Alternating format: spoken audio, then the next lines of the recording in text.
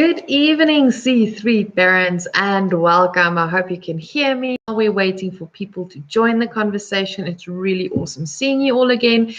Really sorry about the lag in uploads. My laptop's on its way out, and for some other reason, it decided it doesn't want to do any more edits. So let me just introduce myself. I'm your parenting coach, Karien Pitout, and tonight we are going to talk about the soda bottle effect or the Coke bottle effect. Basically, why does it happen that our kids behave worse when they went somewhere and then they come home? And that was random. My laptop did something random again, right? Why do our kids behave worse? Or why do we feel like when people talk about our kids, they're talking about people that we don't recognize. And it's not because we failed as parents or we made a mistake. It's ironically the opposite. It's because we are good parents. And you'll understand that as soon as we start diving into the biology, all of that. So please type in hi, let me know if you're there. If you have any questions parenting related, even if it's not topic related, I'll get to the questions. I'll gladly chat with you tonight. And let's dive into the topic of tonight. So tonight we are going to talk about the soda bottle effect. So the whole premise of the soda bottle effect is we've all been there. We've all shaken a can of soda or a bottle, Coke, Fanta, whatever. Just pick your poison. We've all shaken it, opened it, and we know that it sprays out. So what happens when our kids are away from us, they like a little bottle of soda, they get shaken, and then when they finally get home, they let off the lid, and then everything spills on us. Now, why does that happen? So developmentally, especially between the ages of 0 and 7, it happens when they get older too, but to a lesser extent because they've got more control over emotional well-being but under the age of 7, their impulse control and emotional control is really like in the beginning stages of development. And so what happens is when they're away from us, their brain tells them that you're away from your primary caregiver, you're away from your safety net. That is basically, so what happens is their brain actually goes to a higher alert level. So they're like running on a border between almost being fight or flight, but not completely there yet. All right. So they're hyper aroused is the scientific term that gets used, but they are hyper aware and hyper alert about what's going on. And they know, especially from the age 3 to 7, they know that if I'm away from my primary caregiver, I need to make sure that everybody else who is caregivers or older than me, like me, so that if something bad happens, they will think about saving me too, because if they don't like me, they won't save me. So what happens is they start pulling in some of their behaviors, they start pulling in some more strings, and they start almost like socially towing the line. And it revolves around their own personal survival. It's a very selfish way of living, but that is what their brain teaches them to do. It's for their survival. So what they do is they pull everything together and they march the line and they tow the line. So, but if you've ever been in an extremely stressful situation where you had to behave for a very long period of time, you had to pull in who you are, rein it in, be a little bit softer, be a bit more in line with what is expected, and you're already tired and already stressed out, you're exhausted after 2 hours, 3 hours, 4 hours. And our kids can be at school anything from 4 hours to about 8 to 9 hours a day. So for that time period, they literally push down all that stress. So it's like a soda bottle that gets shaken. They're pressuring it down and pushing it down and pushing it down, and everything that might rile them up adds a little bit more stress and adds a little bit more stress and adds a little bit more stress, because their brain tells them you're not with your primary caregiver, so you are in potential danger. Whether they are in danger or not, their brain thinks that they're in potential danger. So it's hyper aroused. So they like this the whole time.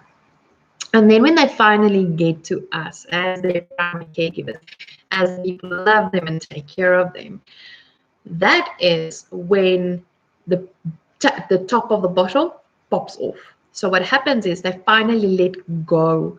They let go of all that stress, all that fear and anxiety that they had. And please don't feel bad. Don't think like, oh no, I'm sending my child to school and now my child is permanently stressed and I'm causing damage to my kid. No, that's not what you're doing. I promise you, it's definitely not what you're doing. Basically, just what happens is their brain releases and says, oh, you're safe now. So if you as a parent aren't safe for your child, they won't act out. They won't let go of all that tension. They will still keep it in and still bottle it out and then find other ways to release that stress.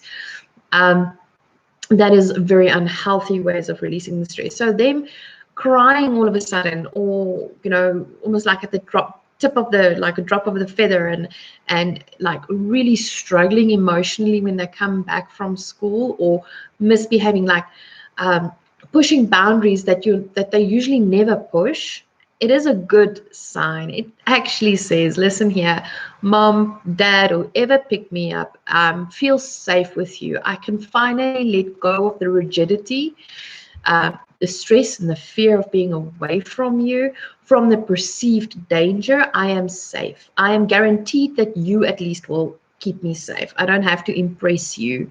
You love me regardless. So that is why our kids, when we school, or when they've had a really good play date for 3 or 4 hours where they didn't check in with us a lot, when we get home, they're tired. They are a little bit more extra sensitive. And here's the interesting thing. Just think about how you will feel if you've been in meetings the whole day and it is high stress the whole time. How exhausted you are when you get home. How it feels like everything just, you can literally just go lie in a heap and hopefully sleep. That is how they feel after a day at school. And it does get better with age. The more their brain develops, the regulation gets, the better our kids are at dealing with this perceived stress. They start understanding the logic of it. They start being okay, and they start really embracing independence. Now, independence really only, the brain starts focusing on independence from the age about 24 months or so. Like trying to break, like, I'm going to go into the world. But the true independence of, I can truly do this without stressing, only starts maturing around about at the age of 7 or 8, because that's when the brain is truly ready on themselves, where I can save myself. Under the age of 7, the brain thinks that they can't save themselves, so they have to rely on the outside world to take care of them. So we have this stress, and then when they finally feel safe, they let go of the stress. That is why some of us are capable of crying or showing emotion to a certain group of people, but not to everybody, because we don't feel safe enough to express our true vulnerability. When they're with us, they finally get a chance to express their true vulnerability and say, listen here, mom, dad, it's been a tough day. And if it was a very busy day, if they were overstimulated, if they're in big classes, obviously that stress is higher, because stimulation also puts additional stress and work on the brain. And the brain's primary focus is, I need to keep you safe at this point in time. You're away from your primary caregiver. And then we heap on all the other extra things, which can become a trigger for an explosion like that. So how do I parent, or how would we have to parent this whole situation? How do I help, like when you've shaken that soda bottle and you tap on the lid for a little while, then you can open it and you have a very loud shh sound, but you don't have everything just coming out. What is the tap as a parent to help my kid be able to deal with everything that's going on? So one of the first things that you do is, when you have a child under the age of 7, find the important markers for the day so that they can keep track. Because if they know, like for instance, I arrive at school and we have breakfast with her, and then we have circle time, and then we have playtime, then we have lunch, then we have nap time. Right, and it's a very simplistic. I know some schools have different, but get your like 2 or 3 anchors, things that happens every single day that's part of the school routine that you can say to your child every morning before they go to school. It's like, listen here, you're going to have breakfast, you're going to have playtime, and you're going to have lunch, and then nap. And when you wake up from your nap, I will pick you up.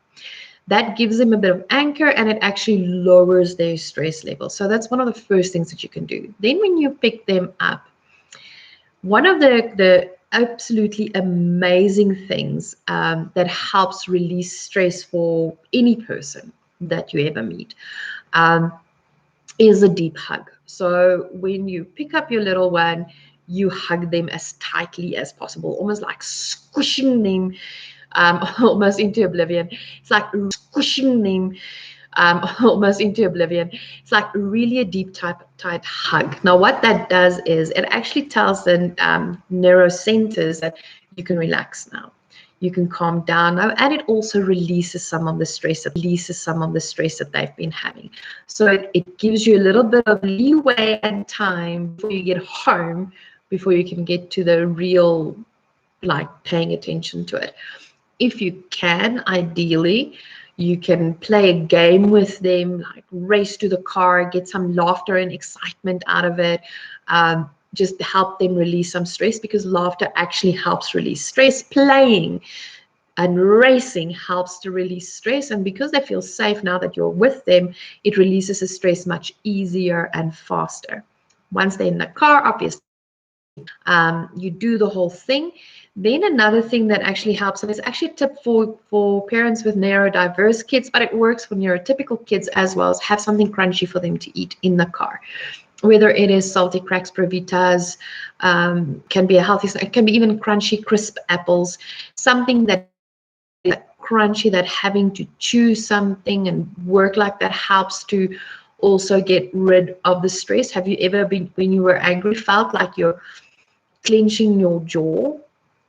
You want to bite on something, so that biting, also have that chewing on something, helps a lot of some of the stress. Another tip that works is giving them a yogurt, not yogurt sip, not the liquid yogurt that you drink, actual yogurt with a straw that they can suck in the car and drink that, because that sucking action also helps to calm down their nerves and helps release some of the stress.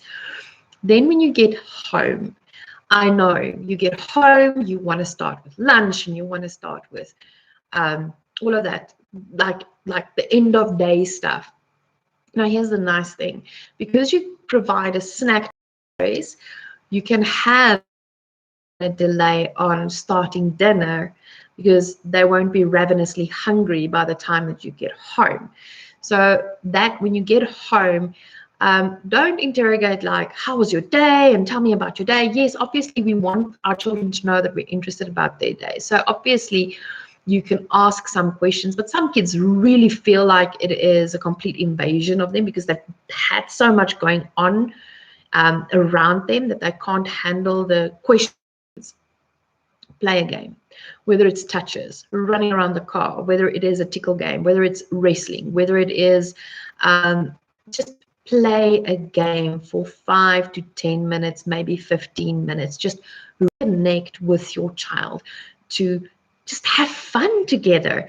And as you reconnect with your child, once again, stresses are released. Great. And the caveat is them laughing and you playing gives both of you that that final click for the safety net to come in. Now you've done a lot of things to bring everything together, let go of some of the stresses. And here's the really nice thing about this. The moment our children feel connected again, they feel less scared, and their behavior actually improves. They behave better. They are more compliant, because now they were a priority, because they were separated from you for the most of the day. They got priority treatment, and now you can cook dinner in peace, or invite them in to cook dinner, and you'll see there's more compliance and less pushing back or fights when you're trying to cook dinner. Because here's what happens. Okay, so we go fetch the kids, we're in a rush, we want to cook dinner, we don't really have times, and then they're like under our feet the whole time and interrupting, and we can't get. So you still eventually, if you were planning on having dinner ready at 6 o'clock, with all the interruptions, you still end up giving dinner at 6:30 or 6:45, which is way too late than what you planned. Where if you directly after school actually have this connection time, 10-15 minutes, and managed time, you'll be able to put dinner up 6 o'clock or the time that you want to put it up, because your child's needs have been met, and it becomes easier. So children in general don't choose. They don't want to be naughty. They don't want to be difficult. They don't want to be annoying. And it's let's be honest, during what is dubbed as the so-called suicide hour, or the crazy hour between 4 and 6 in the afternoons, a lot of times we feel like our child is disrupting us on purpose. We feel annoyed. And the irony is, the reason they are disrupting us is because they just seek connection. They just want us to know that they've missed us and that they want to connect with us, because they're feeling dysregulated. Kids being connected to their caregivers feels regulated. A child that feels regulated has better impulse control. They have better emotional control. They actually respond better to direction than a child that feels disconnected, that feels shunned, that had a lot of stress and has nowhere to go with it. So that is how that tap, tap, tap on the can bit is how you tap, tap, tap your child to a space. That sounds, all of a sudden it sounds violent. And we're so not violent. So that's how you help that build up to calm down, so that it doesn't explode. So that when you finally get to the point, like at dinner or at bedtime, tell me about your day, you'll get first of all, you get actually well thought through responses. Yes, obviously the younger they are, the things that they will share with you is what happened from after school, whatever. So if you want to know about school, you might be able to get a few answers on the way from school to home. But making space in the like an extra 10-minute space before lights out, where you guys talk about the day. And it will sometimes, you will still hear the loud releasing of the air, but most of the time it will be a calm releasing of the air, a calm sharing, and something that becomes a very special and important and intimate conversation. And here's the nice thing: when you start doing it that way, and you're building this kind of relationship where I respect the fact that you were overstimulated, we're giving you space to calm down and work things through and get those things going. As we build that up, when they're teenagers, when the going really gets tough for our teens, they know that, you know what, I know that at least at bedtime, my heart, my mind is ready to share with my parent about my day, because we've already laid the foundation to have that kind of intimate conversations and that closeness that we can share with each other. So guys, if that is where I'm going to end tonight's conversation from my part. If you have any questions, please feel free to type them in. If you enjoyed this conversation or this chat or found value in it, hit that like button. It really helps a lot. And while I'm waiting for possible questions coming through, guys, I just want to share with you a little bit on our personal journey. We are literally in the last 2.5 weeks before our immigration. Good news is C3 parenting will continue. I will get a new laptop next month. So yay, and I can upload videos again. But yeah, we are in our last, we're leaving the country on the 31st of March, and we're looking forward to our journey. C3 parenting will continue to exist. We are happy and looking forward to this new adventure. And then obviously there's the C3 Parenting Club. It literally is, it's a South African club. It will stay 75 Rand per month per member, and what you get is a monthly workshop, like a conversation like this. You get a video and you get a podcast, and we would love for you to join the community. And then you also get to share your parenting journey with like-minded parents, and you've got direct access to moi, if you want, to me.